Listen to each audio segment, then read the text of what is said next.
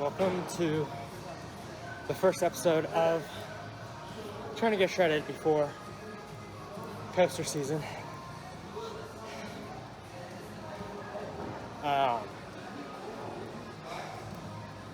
So what's the goal? The goal is to be lean enough to where anytime I do anything with my biceps, I can see both things. One on each arm. That'd be cool. Also having somewhat, just that I can see my abs would be cool. Anything else is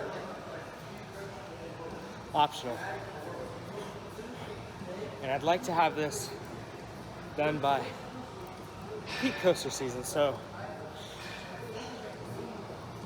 kind of around my birthday, end of May, right before June. How am I gonna do this?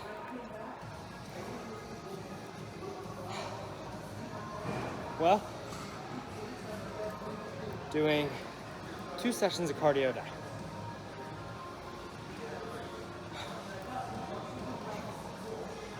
Mostly gonna be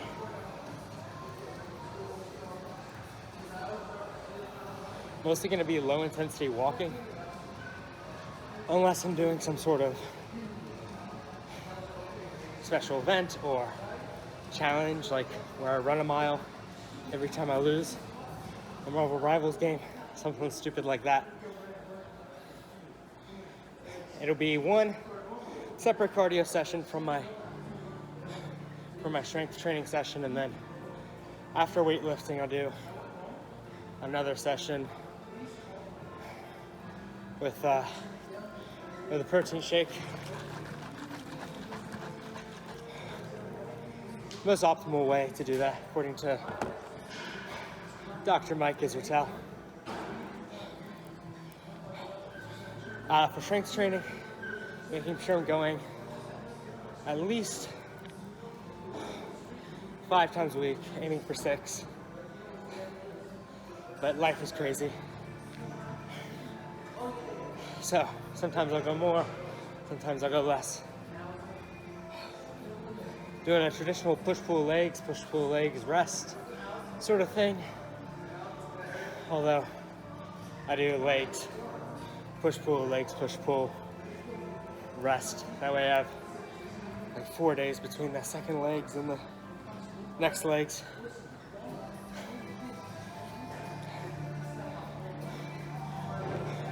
With my diet, trying to make sure that I'm staying at about my calorie level, trying not to go too much over.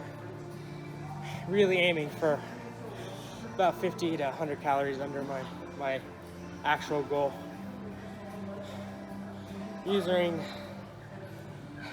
Jeff Nippard's macro factor app, which is actually super great, it's super amazing. And this has actually been the first week out of like the 6 weeks that I'm using it, that I've used it and followed it. So I actually got a few more calories from my next week's program. So that's cool. But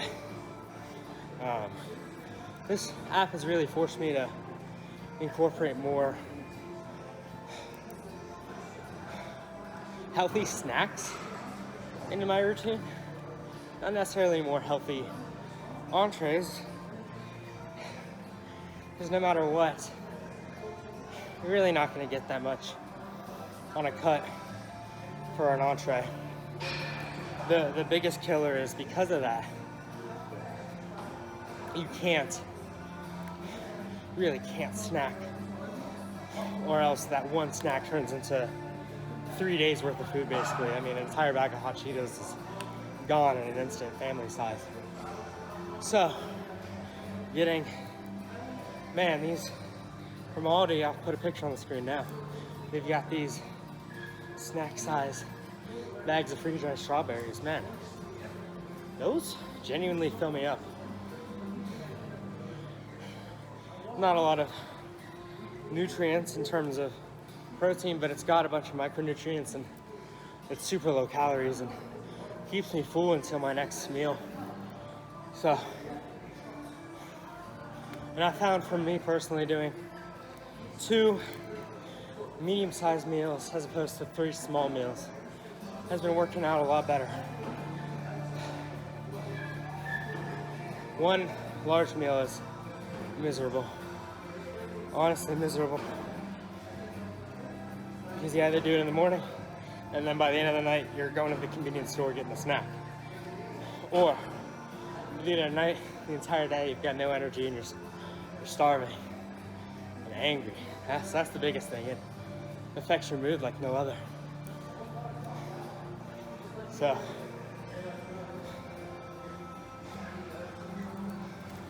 yeah, I'd say we're going on 2 years of lifting now, but I wish when I first started lifting, I took it more seriously. But because of that, I think I'm still in the kind of newbie game phase. So even though kind of cutting, I'm still finding that I'm hitting PRs, you know, every 2 or 3 weeks if I'm really trying. And so my new philosophy for this new year, which has been going pretty well, 1 warm-up set, like less than half of my working set weight, right? And super slow on that down. Really get that connection with the muscles and get the blood going where it needs to go. And then for every isolation move or isolation exercise, I'll do 3 working sets. And all of those 3 going to failure. Not all of them need to be failure. Really only need to be close, but because I'm working out by myself and I don't trust myself with knowing where failure is, it's just gonna be better to go to what I think is failure. And then start of my workouts,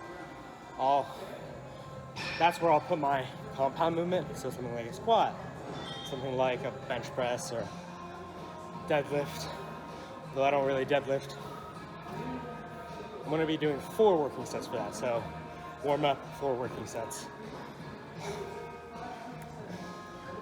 And then after all my pool days, I'll do a little bit of ab training. Probably about a 20-30 minute circuit. Nothing too crazy, just weight training on my abs too, just like any other muscle. Progressively overloading them. It's hard to progressively overload in like those calisthenic sort of exercises like planks when you're cutting, because you're always losing weight. So when your muscles are gaining size, so it's the inverse of progressively overloading. It's like progressive underloading. Muscles are getting stronger and your body's getting lighter. It becomes exponentially easier. So we've got the Arnold coming up in a few days. I'll be going there. Expect to see a lot of footage from there. But yeah, this is episode 1. Hoping to have some noticeable transformations in and out of every week. Yeah, thank you so much. I love you.